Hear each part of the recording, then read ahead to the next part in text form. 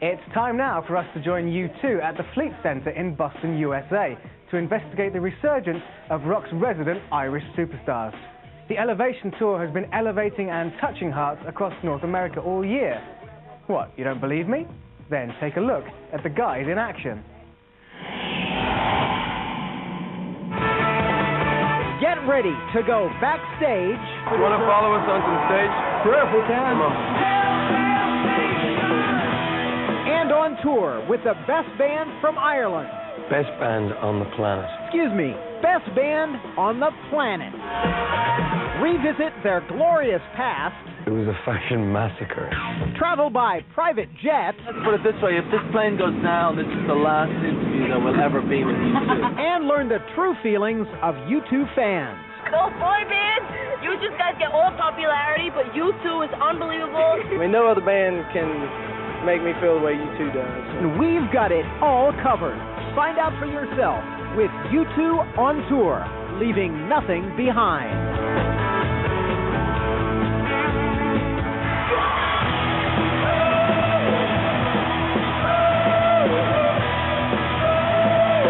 U2 rocks, and we're going to 3 more. Oh, man, we're going to 3 more. I'm John North of the Fleet Center in Boston, home of the Celtics. Only tonight it's the home of the Celtics. What better place to talk about the resurgence of rock's resident Irish superstars. For more than 3 months now, the Elevation 2001 tour has been elevating spirits and touching hearts across North America. So you've spent more than 20 years becoming one of the biggest, richest rock bands in history. You've sold more than 100 million records, toured the world many times over, and spearheaded a variety of great causes. What do you do next? Well, you could kick back and rest on your much-deserved laurels, or in the case of U2, rock's once and future messiahs, you could take things back to basics. And as Bono's been saying for months now, reapply for the job. The whole year has been quite humbling and going back to scratch, reapplying for the job. What job? The best band in the world's job. There's only one thing we're after. It's the best rock and roll band in the world. How about just best band? Best band on the planet.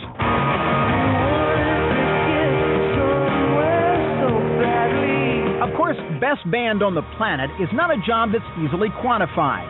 According to U2, best band comes down to more of an overall feeling. It's not about sale. It's not about your airplay on MTV. It's about something else, something magic. It's right that moment, that year, that week. Your band is what's going on. It's a beautiful day.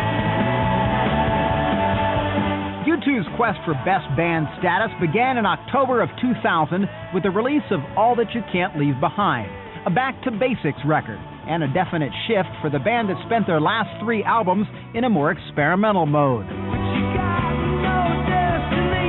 The day before its release, U2 played the rooftop of TRL, sandwiched between NSYNC and Backstreet Boys videos. Right now, this is a grudge match. Do you know what I mean? Yeah. It means a lot to us, this record. We put our lives into it, and the only way we want to get it across is like we don't exist before now. The album charted at number 3 behind Jay-Z and Outkast. But U2's aims are not just about chart position. They strive for relevance at a time when too many rock bands have lost their job, so to speak, and their cultural significance, thanks to the two-headed phenomenon of hip-hop and teen pop. If any band was up to the challenge, it was U2. We've always seemed to end up doing stuff that is going against the tide. The 80s was all about materialism. We were out in the desert, and when grunge was happening in America, we were doing Zoo TV. Couldn't get more different. Now, at a time when music is so completely produced, we're kind of getting back to playing together in a rehearsal room. So there's some kind of consistency to our lack of relevance, which in a weird way makes it kind of relevant. It's a beautiful day, U2. Vindication came when U2 went 3 for 3 at this year's Grammy Awards, besting such chart favorites as NSYNC and Destiny's Child. Armed with an album that was already a critical and commercial success, they continued to press ahead with their campaign for the job. It's also a way of stirring it up, you know. I like people talking. I like to annoy people. Should be people watching going, they're not the band. It's Radiohead, it's REM, it's Oasis, we like that.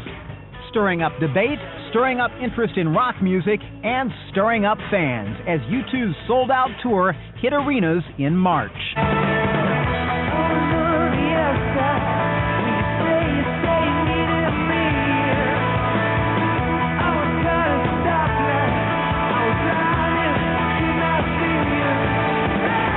While out on the road with the Elevation Tour, Bono's repeated quest for the job of best band served another purpose: motivation for the guys to give it their all night after night.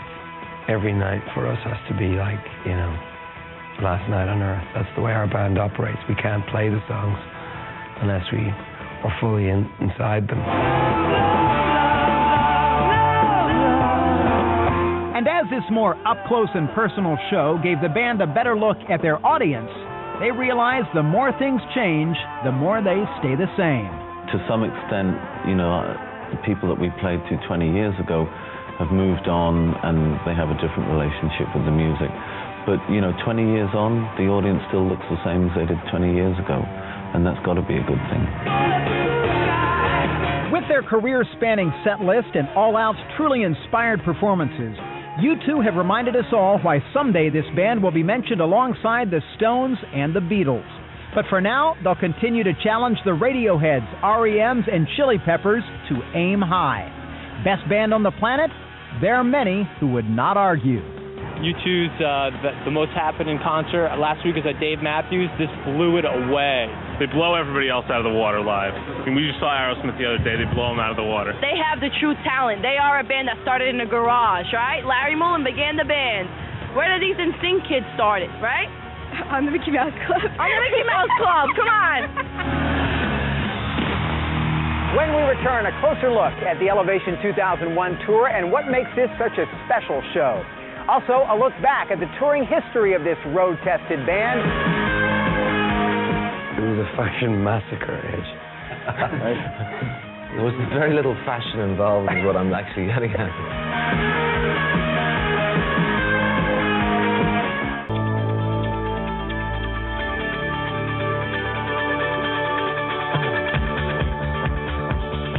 I had a choice between going to Italy or coming here to the Garden to see two. We picked the Garden. I paid $200 a ticket and it was worth every minute. They played a lot of the old stuff. Really good, really good. They played Bad, Sunday Bloody Sunday. Welcome back. You know, ever since it launched in March of 2001, U2's Elevation Tour has drawn almost unanimous praise wherever it's played, from fans and from seasoned music journalists who have piled on the praise. Much of this acclaim can be attributed to the career-spanning set list and to the powerful simplicity of the show. It's just a real thrill to be on that stage.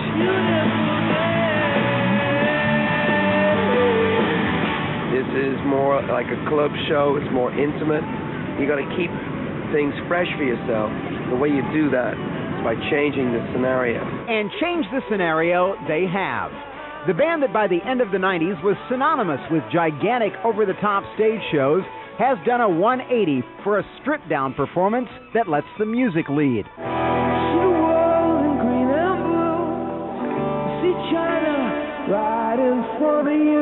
Some of the songs like Walk On have really, you've seen them really become classics, and Beautiful Day, obviously, and Elevation now. So it's really great.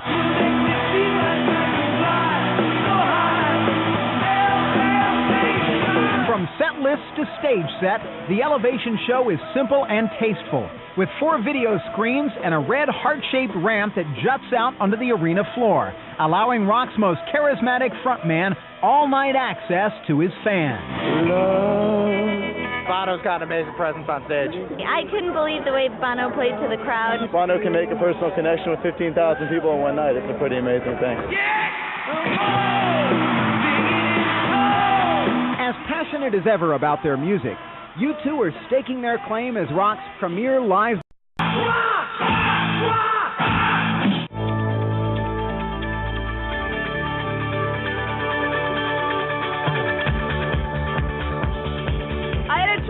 between going to Italy or coming here to the Garden to see you. We picked the Garden. I paid $200 a ticket, and it was worth every minute. They played a lot of the old stuff.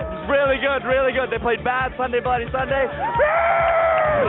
Welcome back. You know, ever since it launched in March of 2001, U2's Elevation Tour has drawn almost unanimous praise wherever it's played, from fans and from seasoned music journalists who have piled on the praise.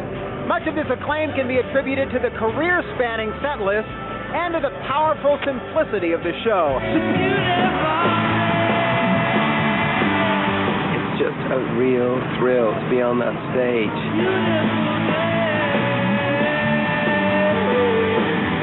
This is more like a club show. It's more intimate.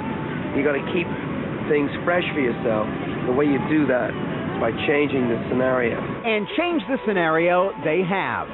The band that by the end of the 90s was synonymous with gigantic over-the-top stage shows has done a 180 for a stripped-down performance that lets the music lead.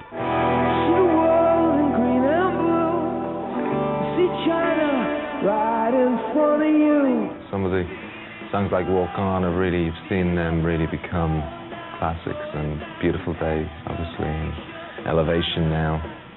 So it's really great.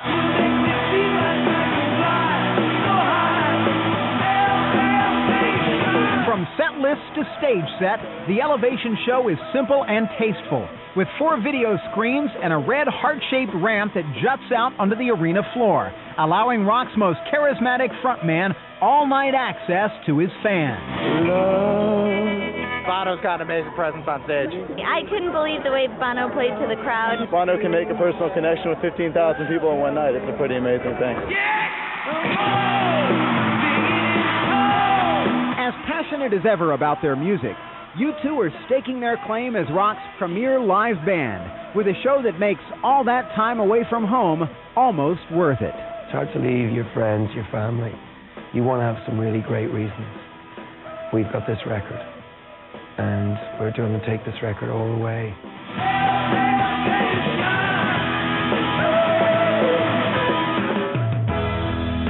We're backstage here in the Hospitality Suite at Elevation 2001, which is the 9th international tour for a band that over more than 2 decades has logged countless miles circling the globe, thrilling a generation of fans.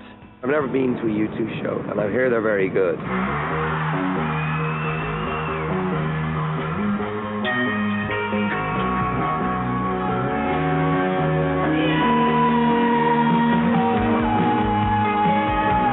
The War Tour is maybe the first tour that there are images in people's heads that they associate with U2. Do you feel like you look very different now? We were more out of whack than most folk. Fashion victims, that's for sure. I mean, you look back at some of the bands from the 80s. It was a fashion massacre, eh? It was very little fashion involved is what I'm actually getting at.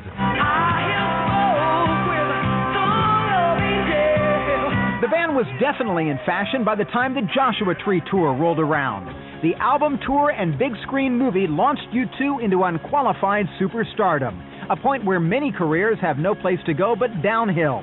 But not so for U2, who decided that for the 90s, some reinvention was in order. Welcome to Zoo TV! Of all the tours you've done, which was, do you happen to know, the longest? Zoo TV. It was a 2.5-year tour and an album in the middle. The most grueling? Zoo TV was quite grueling. Because it was 2.5 years and we did an album in the middle. that would do it. Yeah.